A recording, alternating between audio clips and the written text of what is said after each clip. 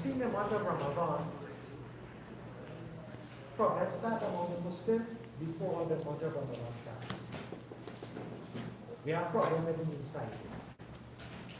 And we have sometimes, each group might have 3 different days of fasting when it will start. And the same thing when it finishes, the same problem.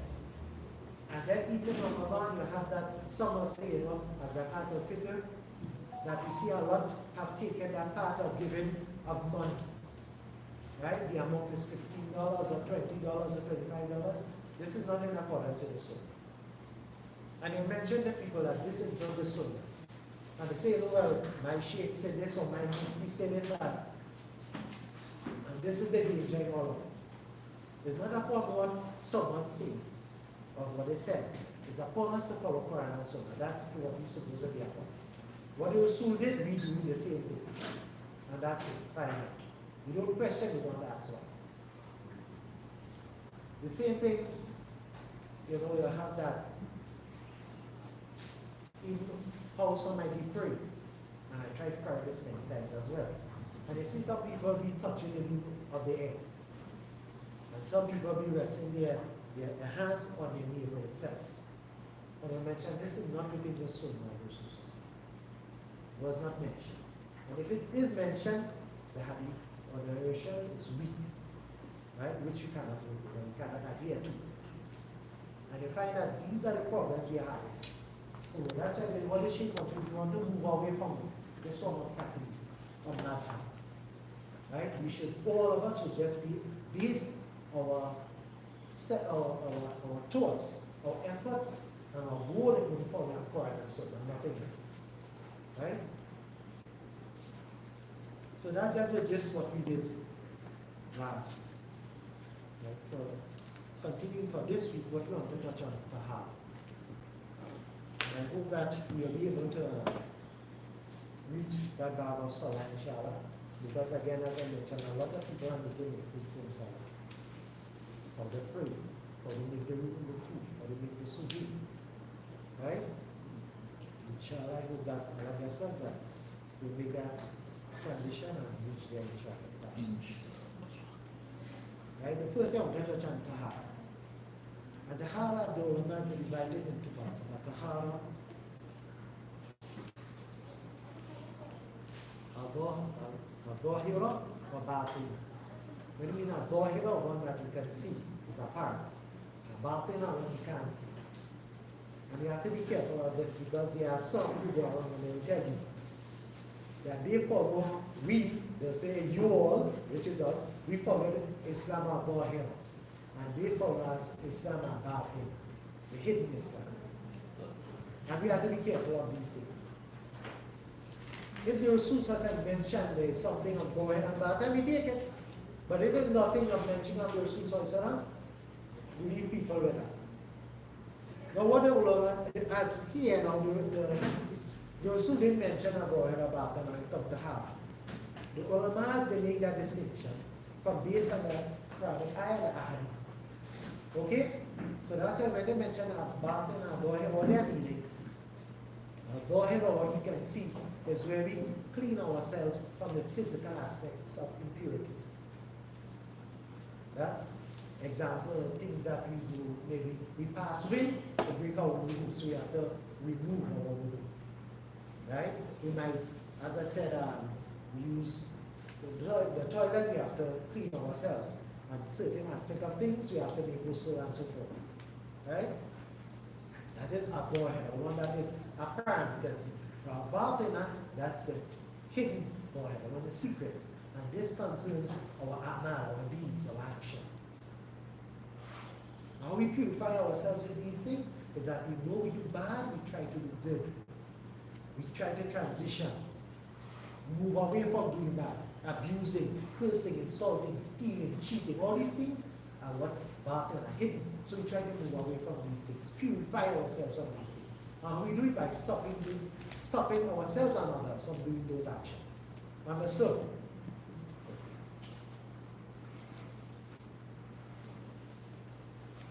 Moving on again, right?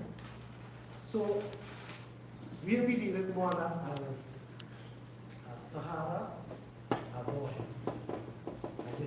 what we are dealing with, how we purify ourselves from impurities. Now before we move on, there's what we call the parts. First part is water. As you know, water can be pure or it can be impure, based on what mixes with the water and so forth, right? Now the ulamas, they are divided in, as I said, we are studying Fiqh Sunnah. And as I told you, this book you can get it online, right? You can get it online, you can download it and you can read it, inshallah. And the first of the division or parts of water in which the Sheikh has mentioned are ma al-mutlaq. Water is pure in itself, right? And under that he has divided into four parts as well. The first, rain, snow, and hail. Rain, snow, and hail. And the first of Amal Mutlaq, the pure water. And what Allah Subhanahu has mentioned, as I say, I just give it in English. I'm not going to read the hadith and anything. I'm just translating for you, okay? And Allah Subhanahu have sent down from the sky water. Ma, water, to purify your water. That is sent down rain. The purpose of this rain is to purify what? Purify the earth, purify us. A form of purification. So you know that this is where it comes in, pure water itself. Right? So anything you know that water, that the rainwater, we know it all, anything that comes from the sky, based on this Pranakaya, anything that comes from the sky, maybe rain, snow, hail, is what? Pure. Pure. Good. And then there's a beautiful hadith I wish to mention of Rasulullah. And we'll learn of this hadith. Right? Now Rasulullah, the Sahabas noticed that between the takbir,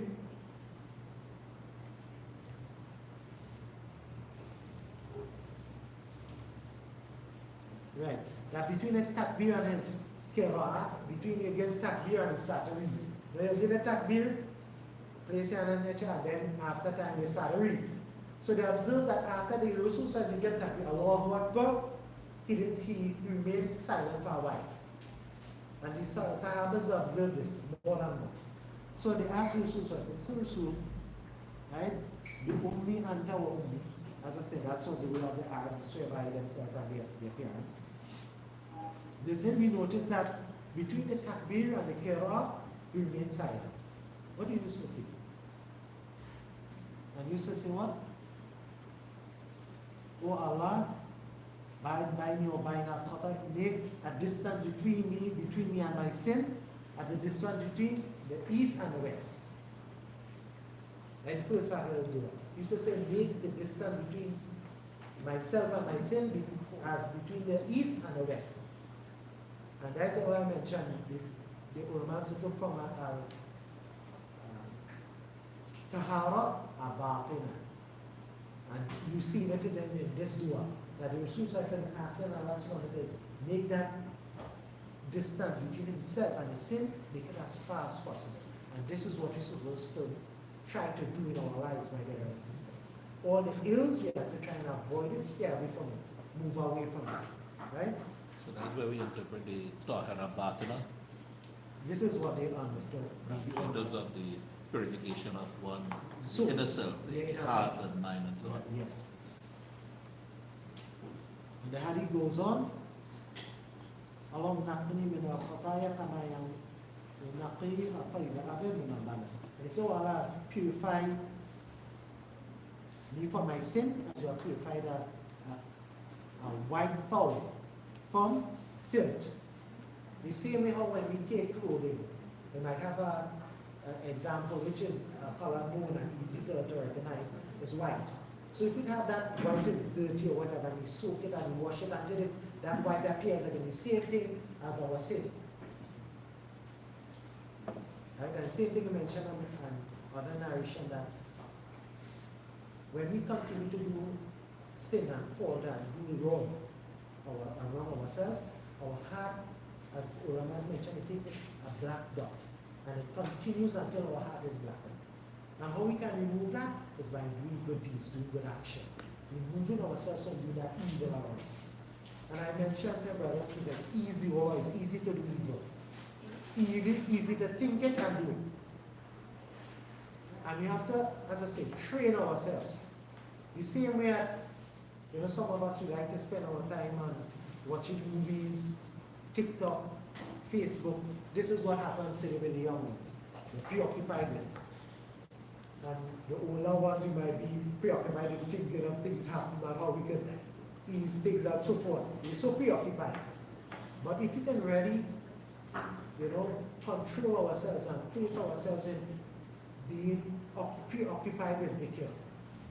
Because I remember some years ago, one brother, old brother, alhamdulillah, and whenever I saw him walking, whatever, always he's busy. His lip, always busy, always. So one day I saw him, before he met him, he was still busy moving his lips. So I said, Sheikh, I always see you talking to yourself, so he laughed. He said, no, Sheikh, I always try to be busy in Dhikr.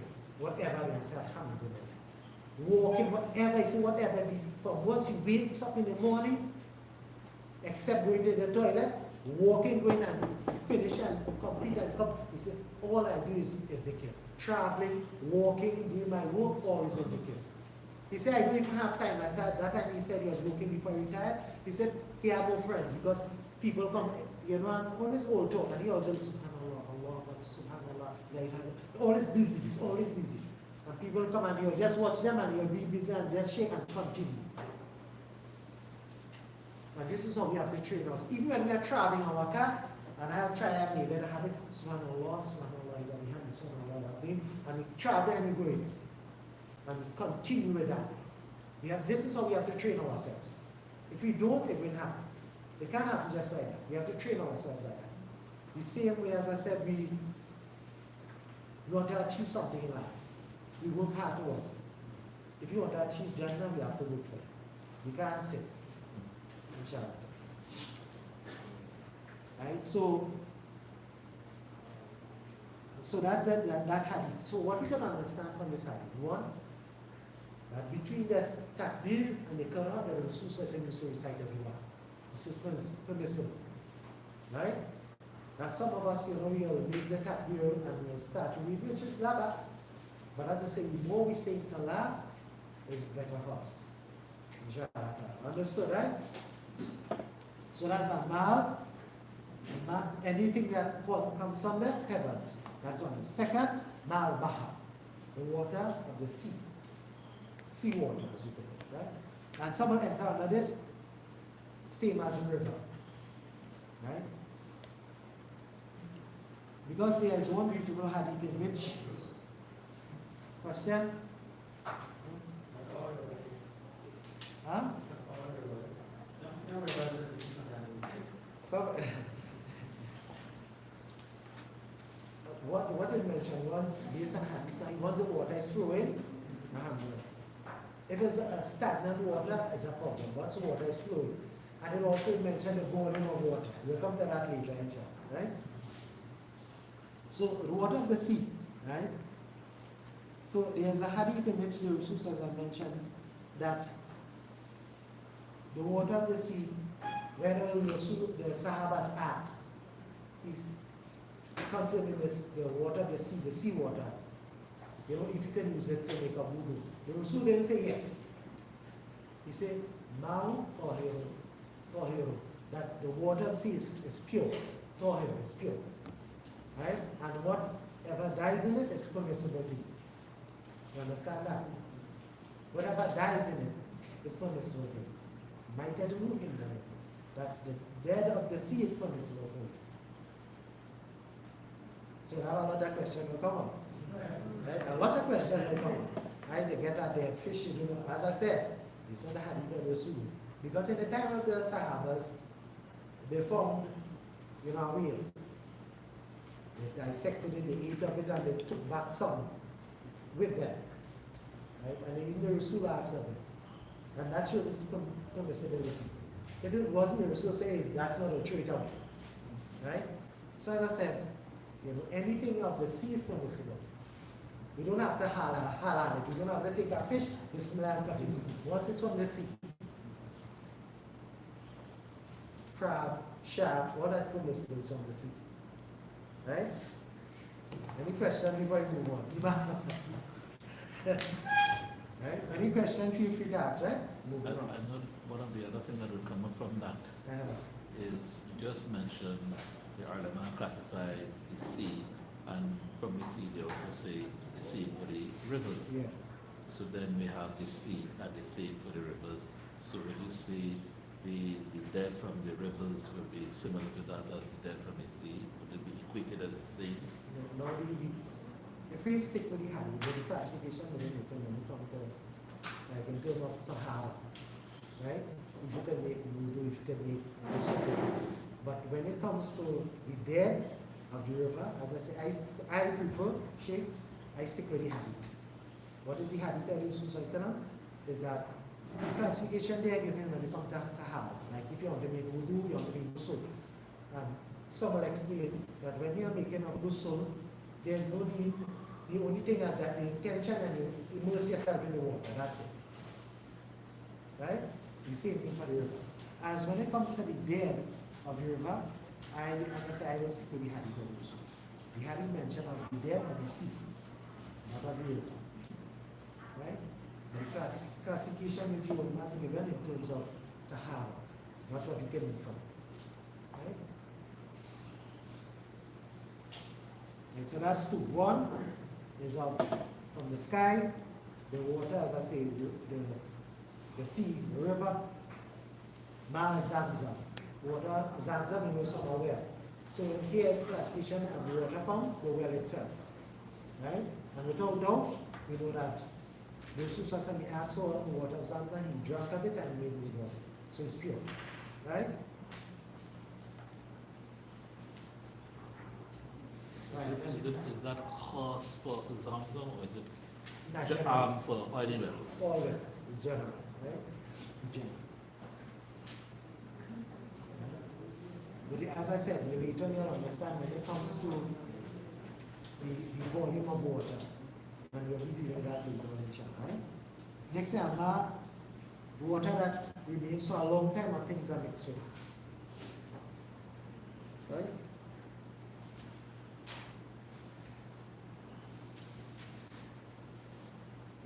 Example, you have water and I put away for a year, and you see like the algae, these green stuff started growing in the bottle or whatever. Is it permissible you can use that water? You see the green stuff in the water, growing by the side, you know, the algae, the moss or whatever you have to call it, going inside the bottle, going inside it. Can we use that water? Huh? The water is pure, you can use that. If water remains for some time, and you see that the water is dark because of the leaves, no water remains because of the color. The water gets black. Is that water permissible to use? Yes. And we see that, especially in, which I found especially in Suriname, and I think my friends in North Guyana as well. There's what you call there's Cola Creek, right? They have like the black, the cola water, the cola pond. The water is black. The water is black. And this is, no, flowing black water. And again, it's more the interior. The Cameroon in Guyana is like that. Yeah, you'll find, right? So what happened, in find from the mountains, what happened that the leaves and so forth, and the water turns this dark black color. So the water is black in color, not like crystal clear. The water is black. And you know, as I said, it's only DI understood this high. That's why I say when we travel, a lot of things you understand. Even food. Right? Even locust was brought to me in Saudi, I refuse to eat it. But it's permissible, right? The locust is permissible to eat, the roasted and eat it like barbecue. But the thing is, I said, we are accustomed to one thing. And perhaps the same thing with squid was brought to me and I was saying, I refuse. It's not to say that it's not permissible. These are strange things. And most of the time you'll stay away from strange things. If I try to case it, but as I say, it's strange, you will avoid it. But alhamdulillah, if you try that, alhamdulillah, all these things are permissible. Right? Shake question, please. Yeah. With regards to, like, we have stagnant water and contaminated, I mean, not in our modern times where you have your sewage running out and like the rivers or the, like that. Suppose, let's say, we don't know but this sewage is running into the water. We still could use that, like, perform all and stuff. If it's Pesticide and stuff like that running into the water. into the rivers, it don't. Yeah. Now, as I say, later on, you'll reach a habit where once the water is running water. Well, a river will be running water. Yeah, right? So once, it's applied to running water, it's not the issue. The problem is when you have stagnant water and the volume of water. That's the issue. Right? But I've known of people today, we are more health conscious. We are more, I say, take the side of, environment, being of the environment itself. Right? And we'll say that anything that we know that pollute the water, we'll avoid it. Anything that creates any form of problem with or pollution with the environment, we'll try and avoid it. That's our nature. But when it comes to understanding of Fiqh itself, you have to know that these things, it's permissible. Right? The same thing you find a lot of people will say that they will avoid eating from the Jews or the Christians, right? Or the Hindus. They avoid eating from them. But again, in knowledge you show that, eating of the food, which is not considered meat itself, so that animal and so forth, is permissible to eat. Right? And as I say, everything is based on knowledge, and you'll understand this in chapter. Right? So, a water which remains a long time, or what is mixed with it. Okay? That's the 4 types of pure water that he mentioned.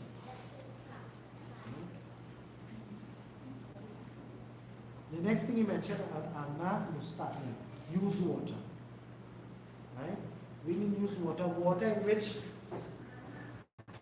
someone use water. This is the next area of pure water, right? Use water is water in which someone takes a utensil, they take maybe a bucket, they make wudu. And what remains is that permissible for someone to use and make wudu or ghusl. Or someone use a tub and they make ghusl. And while bathing, water will fall back into that water. You take a bath of water, is it permissible to use that water to make ghusl and when it comes after and make wudu? That's the question. So a mal mustamil is pure water. You can use it. It's permissible to use. Understood, right? Based on hadith, Sahih Rasul, and say, use water is permissible. Right? Because someone asks, because Rasul Sazam, he took a bath with his wives. And obviously, while taking that bath, water will fall from them when they're taking and falling in the utensil, and so forth. It shows up permissibility. Right? Sheikh? You have a question coming up somewhere. When you're ready, right?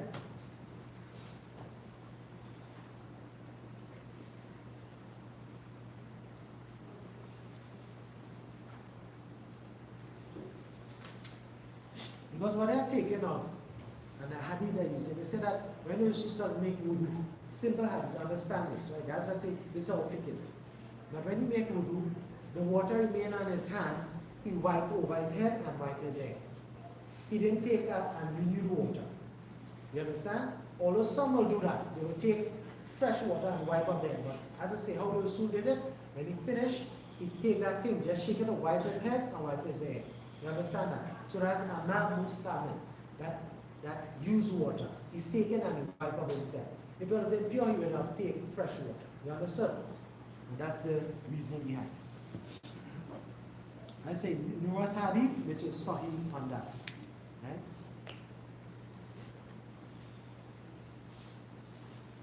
The next part the Sheikh mentioned is water that mixed with soap or perfume or something like this. Is that water still considered to be pure or not? Right? And again, that is considered to be pure water. You're taking the hadith of where When Ususa's daughter died, Zainab, and he commanded, those around the Sahabias to wash her 3 times, 5 times, and how much time you see fit. And he mentioned what? Add a little thing of kafur, which is, as I said, something pure added in the water. It shows that when they add to the water, it doesn't make the water impure. Understood? Right?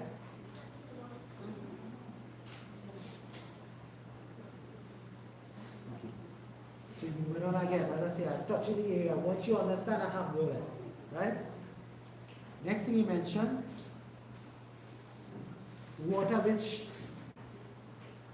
is affected with impurity. Something is najis, something that is impure. Right? And you divide this in two parts. You divide this into two parts. One in where that something is mixed with that pure water, and it changes the color, the taste, and the smell. If it changes one of those three things, that water, as I say, is considered to be impure. What it doesn't, it's not. You understand that, right? Understood? If you don't, let me know you don't understand. Right? Could you repeat that, too? That what he mentioned, he divided that the water that mixes with impurities is one of two. One in which it changes the color, the smell, and the taste. Color, smell, and taste. Right? Yes, right. Abyssal water, a bucket of water, whatever. And perhaps you add something in it and it changes the smell of it, it changes the color, and changes the taste of the water. Right? So how does that differ from the previous point where when they were bathing Zainab, they add something to the water, which would have changed the status of the water, the smell, it would have changed probably the taste, it might have even changed the color. No, okay, here what they mentioned is something is najis. What is entered was pure, right? Something which is pure in itself, it will make everything impure. What is impure, and add to something pure, it make it impure. Example, if you add soap in water, or the kafur or perfume, that, as I said, will make that water impure. Why? Because those things are considered pure, right? Not the perfume I'm talking about, the one in the alcohol, right? And example, if you look at the water now, when they add some and change the color, if you add, like example, urine, that is impure. So if you add that in the water, the taste will change, the color. So then what is added to the water needs to be clarified. Yes, because, for example, if you add color into water, you add red dye or something like that. The red dye itself is not impure. Exactly. So, but it changes the color of the water. It may even change the taste. So that water is still permissible. It's still permissible. Why? But Because if you add blood to the water now, the blood, if blood falls to the water, now the blood will change the state of the water, it will change the color, it will change the taste. That depends on the amount, if it's fluid blood or if it's, and we'll reach that later. We change the state of the water, depends on, but of course, the quantity. Quantity, Right? yes. Even urine, if a dog urinates in water, for example, or a cat or something, may not be much, or what it is, but it changes the state, the purification of the water. Once keep in mind, once something is impure, it makes that thing impure. Regardless of the amount. Regardless of the amount, right? Good. So it depends on that thing added, right? Okay.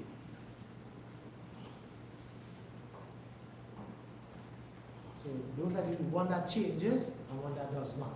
One that changes the color, the taste, and the smell, and the other added, it does not change anything. Right? It's added in water, but in the water, it does not change its color, taste, or smell. Understood? Those are the two things. One is added to the water and it changes what? The taste, color, and smell. Right? And know that is impure. Right? Once that thing that is added is considered to be impure. And the same, the next thing it will be added to the water, right? But it doesn't change the color, the taste, or the smell. But again, this is something you have to question, because that will be based on the amount. Because if a small amount of urine is added, and depends on the amount of water, because that little added, it will change the color, taste, or smell, right?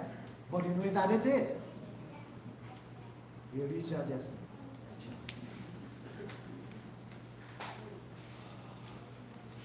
What time you have again to? 25 past. 25 past. So you have 10 time. We have plenty of time, alhamdulillah. This is a hadith of Rasul sallallahu alaihi wasallam mentioned. Al-ma' tahurun la yunajjisu shay. Hadith mentioned, as I say, mentioned as sunnah hadith sahih. That water is pure. Nothing makes it impure. This is a general hadith. Right? Now if it was, as I say, other hadith that follow this, that you can say that no matter what hadith, the water is pure. Right? But later on there's another hadith in which you mentioned al-qilla time. Although some of the ulama define it, as I say, some, as I say, based on the numerous narration, is considered to be a hadith. This is good. That it is al-qilla time, it is at least 2 buckets. Al-qilla time is something like a bucket of water, volume of water. And say if it's once it's not less than 2 buckets, it's pure. If it's less than 2 buckets, well, you know that anything enters that is considered to be impure. Understood? So if you have that 2 buckets of water in a tub and a small volume of urine falls in it, you know that water is considered to be impure. Impure? Yeah. Because I said volume of water. If it's less than 2 buckets. Okay, less than 2 buckets. Yeah. Right? How you differentiate the size of the bucket? No, that's when you mentioned kill at time, right? No, it's a good question, because even when they mention on both, because I saw whatever, right? Someone asks, when you're taking on the handful of the, some of our hands are bigger than others. Some might take a handful and it might just be about 3 pounds. Some people have big hands and will take a handful and be 5 pounds. Right? But I say the reasoning behind it, as we follow the hadith, not mentioned, is more for the person. Understand? Now when it comes to this here now, with the volume of water, how much it is, that a bucket of water will be how much liters? Roughly about 4 gallons about. 4 gallons, which is about around 12 to 15, give and take, right? So, as I say, it's just an average in which your owners are used. The same thing with everything is an average, because I say these are things used before. We use most like buckets and pail and so forth. Right? So I say just an average, inshallah. I'll find out exactly next week, I'll let you know exactly basically. Right? Those were the means of measures that they used in those times. Yeah.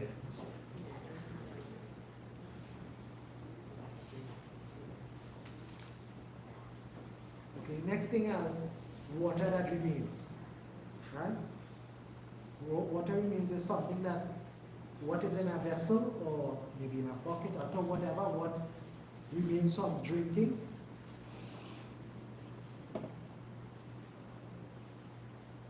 Okay. Sorry. ما يبقى فينا بعد شربه وهو أنواع. That what remains in a utensil after one drinks, right? And who are different categories, right? The first one you mentioned, the water remain from drinking water remain from people. So Adami, right? So you have that if we know that anything from a Muslim is pure, right? Whatever water you drink and remain is pure. What about the non-Muslims? Is it pure for us? Yeah. It's pure, right?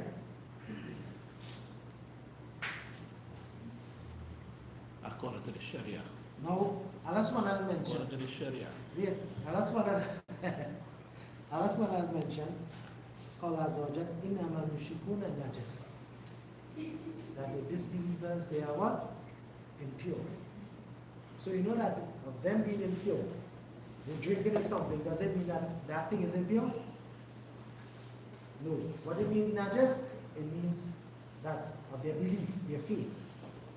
Alright? That is what najas. But in general, people, what we mean of people is permissible. It's pure. The same thing, we have our parents, example, who might not be Muslim, some of us, and they might drink of something and they give you. Can we drink of it or not? We might have family members who might be non-Muslim, and they might drink of something and that bond of family, and they might drink of something and give you to drink. As I said, that is considered to be pure. The najas here is not a najas vohiriya in terms of that it affects the water that they drink. It's something concerned of their faith, their belief. Right? But it may affect the health. What's that? Drinking from that? May affect your health. What's that? Taking the whatever they drink from. Well, if you know that they are sick, of course take it from them when they are sick. If we know example that, you know, example the present pandemic, or whatever it might be, right? Because I heard that there's a few cases of leprosy, right? And may Allah protect us, right? That's something, as I mentioned, that's biblical, and it shows that things are happening. We have to be, you know, mindful, and we have to be, you know, we have to go back to following of Quran, and so that everything is popping up. Right? Anyway, moving forward. So, Yeah, so people who may be drinking, they may be non-Muslim, they may be consuming alcohol, they may be consuming, smoking cigarette, weed, what have you. So does that mean that I could drink water from them, or I could drink, that they drink from the same bottle of water, and I could share their water? based on the same From the Sharia standpoint, Sharia standpoint, it's permissible. but it's up to the individual. Yes, so as I said, it's up to the individual, but at the same time, once you don't act as if something is not within the realm of Islam. Because some people know it's permissible to eat from the Jews and Christians. And they say, well, I'm not eating from them. Why? Because they don't feel to eat from them. Okay, if you don't feel, but don't take it upon yourself. Hey, you should eat from them because you guys have doubts in it. No, Allah has made it clear. You can eat from them. Right? So we have to be careful. Right?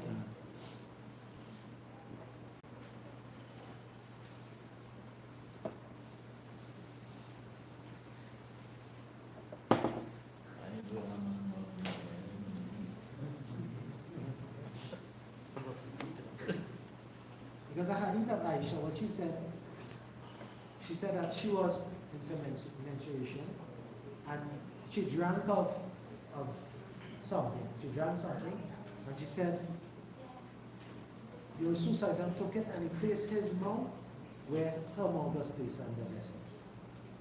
Right? So, as you know, someone in that state will be considered to be impure. You can't read salah, you can't certain things, right? So, this is what the ulama they took from Eid, that you know that no matter someone might be in terms of, you know, of us thinking of them being impure in terms of being The classification of impurity is what you're looking at. yeah, right? Whether it be physical impurity or think of inner impurity. Purity, right? So we know that in that aspect it's pure, it's permissible to drink from them, right? Muslim or non-Muslim. Next one is what remains from what eats meat, or example of what I mentioned that eats meat, like the dog, the tigers, these, right? Well, the dog will come after, right? All the right? More these animals that eat up meat, right? And as it, yes, you can eat. They are people, right?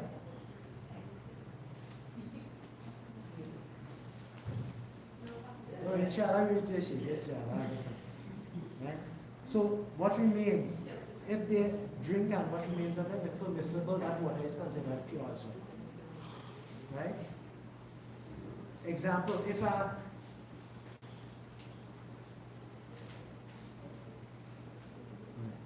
So we're going to that as a committee that is submit, so that we know without doubt that they that water that remains is pure. We go to an example of what remains of example of a tiger, of a donkey, right, and eagle and those and so forth that drink of a pond or a well. Is that water considered to be pure? Pure.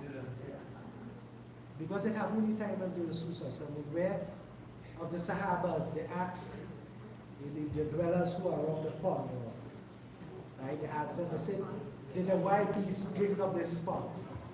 And the Susa said, don't answer that question. He told us to don't answer that question. So that alone shows that it's permissible. Right? And remember, a pond is a large volume of water that is stagnant, right? It's a pond. Okay? So that is understood as well. What remains of where a cat drinks from? If a cat drinks some, example of water, perhaps you are going to drink of it, voodoo or whatever it is, and a cat drinks some that water, it's permissible to use that water first to use? Yes, it's permissible. Right? This and hadith or Rasulullah, the cat is what? Pure. So whatever the cat is pure. Right? As I say, I just giving you to just go in, right? Yeah. Next thing, the dog and the pig. The dog and the pig. So if a dog drinks of water, can we use it? If a dog drinks of, example, we have a basin of water, whatever, the dog drinks of it, can we use it? If the dog drinks in a pond, can we use that water? Don't know.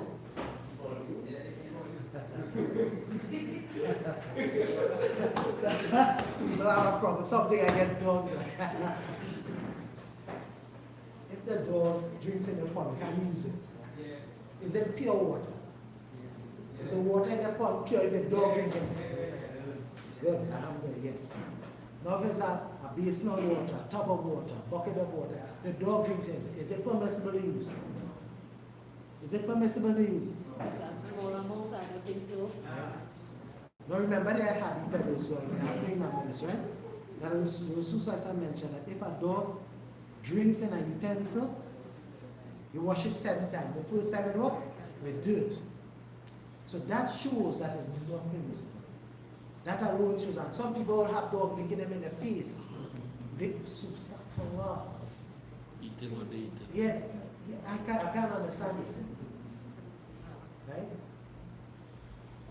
The Rasul mentioned that if the dog drinks, right, in a utensil, you wash it. He said, eat it, just drink it alone. You wash it what? 7 times. The first time in what? With dirt. That's to show alone how impure it is. Right? Now I have a question branching off from this, I want to ask. So if the dog now, you might go by someone, you have your wudu, and the dog touch you, you have to make over wudu or not? What do you classify by touch? But if you touch your clothes, What do you You mean don't by change it? what do you You mean don't- by touch? Touch, good, alhamdulillah, Imam asks what I mean by touch. The dog passes by and it touches you, and rubs on you. No, You have to make over wudu? no. No. If it licks you, Now if the dog licks you, yes, you gotta change it over. yeah, well that part of it, you have to wash it, clean it, whatever it might be. Yeah? But if it licks that part, you wash it. It doesn't break it. That part, you wash that part. It doesn't break it.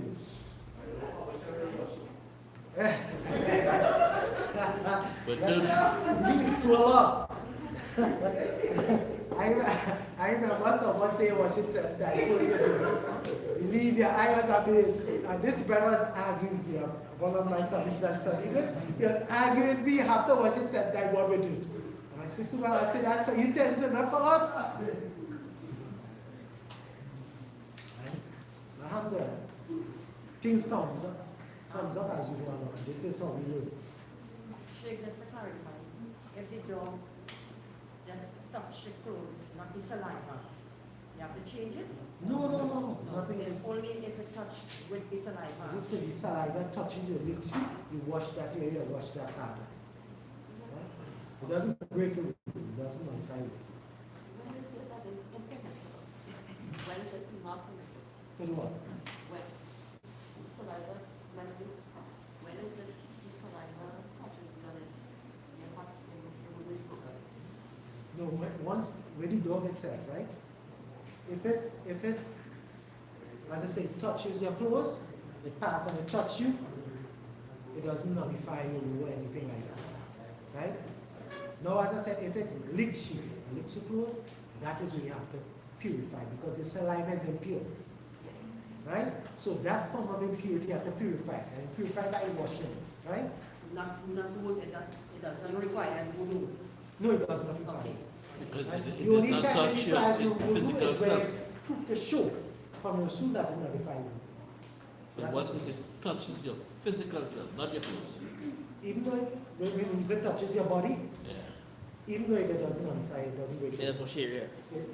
If it touches, there's nothing wrong with that. Okay. The So problem is the the dog saliva. licks you. That's the problem. The saliva. if it Right. licks So the saliva comes into contact with your physical self, whether it be your foot, your hand, or something. Don't come and licks you, put the saliva there. You just wash it. Just wash it. Wash Don't it. break you. Doesn't break you. If the man's dog in the kitchen, cooking up food. Stop to lie, you know, to be honest, you get to find that some Muslims have taken the custom of the non-believers to the other. Some have taken have dogs in the house, which we shouldn't. The dog is to protect the premises. Dog is outside, not inside. Right? And the reason for that, as I said, by having the dog inside, we are preventing from blessing from ourselves the angel descending into our, coming into our homes. We are preventing that. Right? But as I say, having the dog for protection of our premises, that's permissible, without question. So the only purpose for keeping a dog is for security hunting, Security hunting. right? And like a shepherd as well. Yeah, right?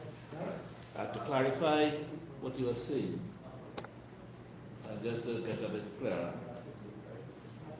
the dog passes and touches you other than the fish, other than saliva and so on. That it's permissible to pray, you still have your wudu, Yes, yes, pray without clothes and Yes. so on. Yes. Right? However, if the dog's saliva gets into your clothes Or your skin.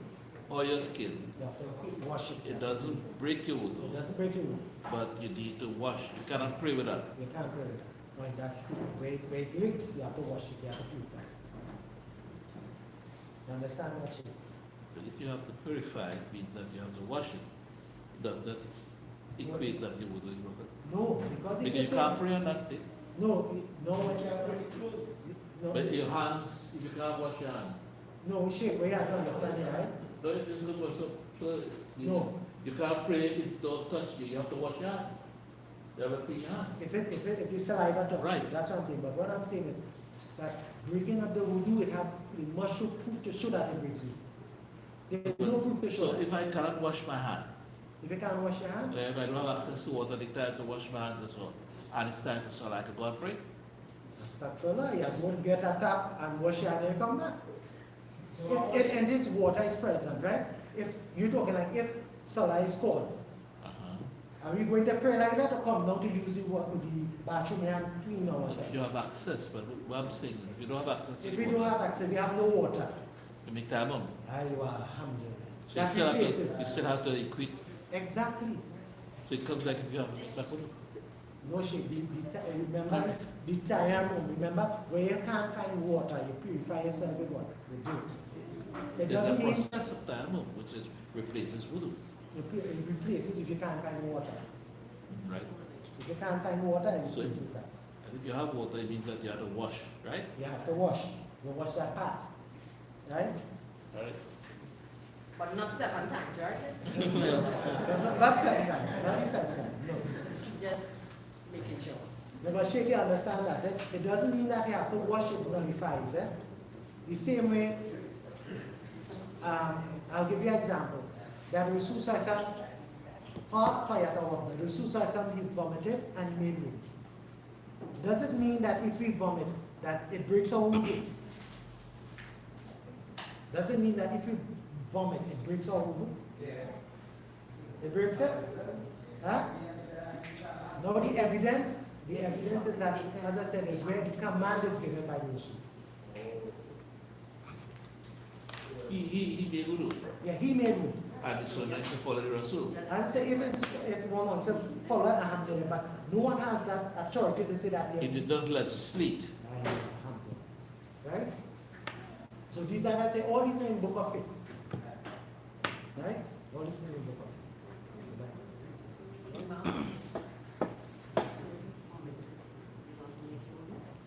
No. No, feel free to ask the question. No question. It's basically the same thing. In this case, you have to make wudu when vomiting. Okay. As I said, no. Some of the ulamas are mentioned on the volume. But I say there's no legislative proof showing us the scenario soon that this breaks. Okay. But growing up, we heard that if it's a mouthful, if Of it's course, so much yes. on you make wudu, Yes. the backyard, your fast is broken, if it's more than a mouthful and this kind of thing. So what is the legislation which? Now, as I said, Chief, what the Rasul Sallallahu have said. And what the Rasul Sallallahu have done, if you wish to follow it, alhamdulillah, follow it.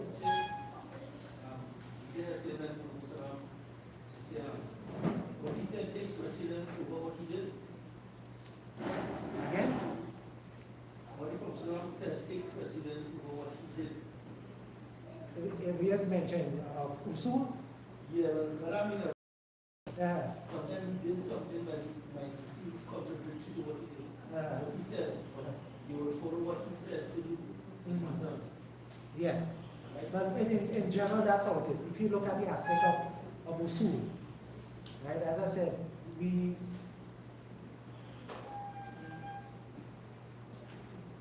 usul is a branch which, as I say, is more where one understands the fiqh, just as you have mentioned, right? It's where you understand, where you're taking out the hukum itself.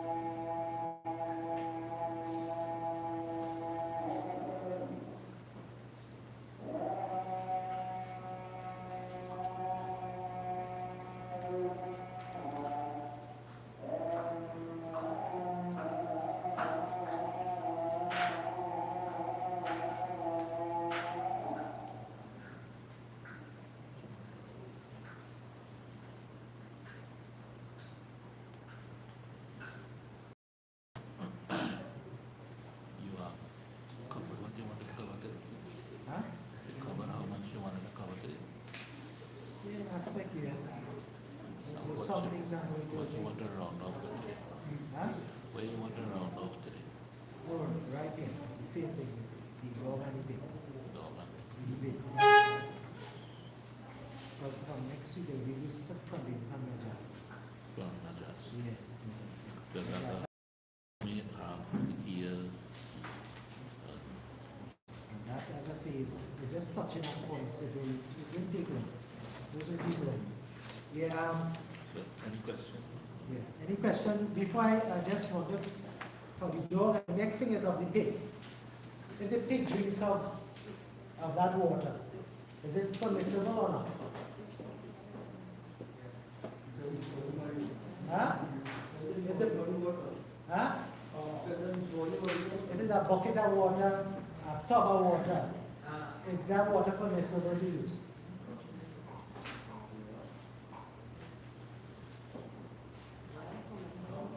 Permissible or not?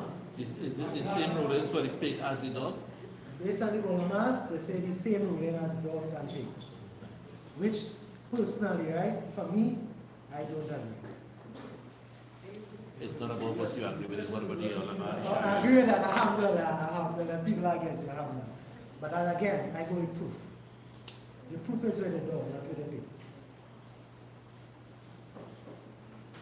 So where do ulama get their rulings from? Huh? Well, perhaps the ulamas are took from, the pig being, the dog being najasa, pig being najasa, and whatever they drink of is not najis.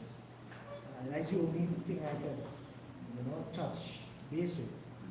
When it comes drinking as the dog, you know that there's a hadith. But for the pig, there's none. But as I said, I'm just telling what I hold fast or what I think, right? This and proof. But I hold fast on mercy. I will go away from Jamhur upon, right? I say that's just a little understanding of things, right? But later you'll understand of the dog and the pig, what is, if it's najasa or not. Because as I said, of some aspect of things, they use the pig skin. They use the pig hair.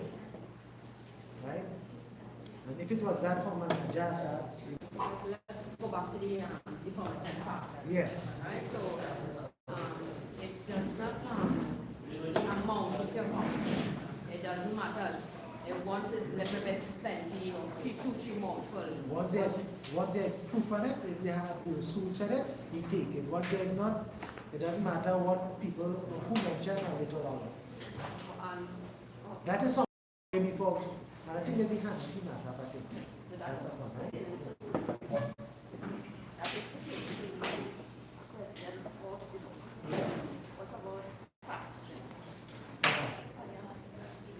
the permitted like 1 or 2 mouthfuls. In fasting, if it breaks your fast. Yeah. No, We can take our answer next week, inshallah. I was Hadith trying to, why inshallah, I'll use it for next week because I say, wow. But I have to be paid, yes, you know, but Alright, so what we have come to realize so far is when we come to Islamic jurisprudence, fiqh is a very, very complex matter, right? And especially when it involves these varieties of schools of thought. And as we know, Sheikh hold fast the Quran and Sunnah, not school of thought, right? But there are differences of the ulama with respect to varieties of things that we have learned growing up. A lot of things came into the deen where people brought in traditions and what have you. So we are trying to clear up with respect to knowledge and understanding. And what will help you and I is that we go and do some reading. There are a lot of books available on fiqh. Besides Sabiq Fiqh Sunnah is a very good set. There's everyday fiqh handbooks with it's more or less the Hanafi school of thought. There's the Abu Hanifa's handbook on fiqh. And there is Nur Idara, which Darul uses, also which is more or less aligned to the Hanafi school of thought, but perhaps they point out the Hanbali, Maliki, Shafi, those show these other schools. We just touch a bit on Tahara, only a small bit. And what is very important to us is to understand if our intentions and our hearts and our minds are not pure, then whatever actions we do will be impure. You cannot not stand before Allah to perform salah and your heart is harboring all kind of evil and your mind is harboring all kind of different things in it. So this is why we emphasize tahara. The hadith of the Rasul was saying, al-tuhuru shatur al-iman, that your purification, tahara, is part of iman. So we need to ensure that firstly our minds and our body are pure, our intentions are pure, and so on when we're doing things. Then we come to the physical aspect that the Shaykh was outlining in terms of tahara batina and tahara zahira. You know what is clear, what is evident, we're not discussing classification in terms of purifying ourselves with the use of water. It's just that the magnetic water, you have to know where the source of water is. Now because we are accustomed, we just open a tap and we get water, water is plentiful for us. It becomes easy. But living in the desert where the Prophet ﷺ and the Sahabas lived, if you live in Gaza today, in Palestine and other parts of the Middle East, where water is like gold, you know, it's very scarce commodity, and who knows, maybe the next war will be on water. Then we understand with scarcity of water how important these rules become. Rasulullah ﷺ, we are taught, will make wudu and will make ghusl with just a small amount of water. We have our tap running and gallons of water going on with bathing, so we do not understand some of these rulings. Is when we put ourselves in the position of the Sahabas and the Rasul in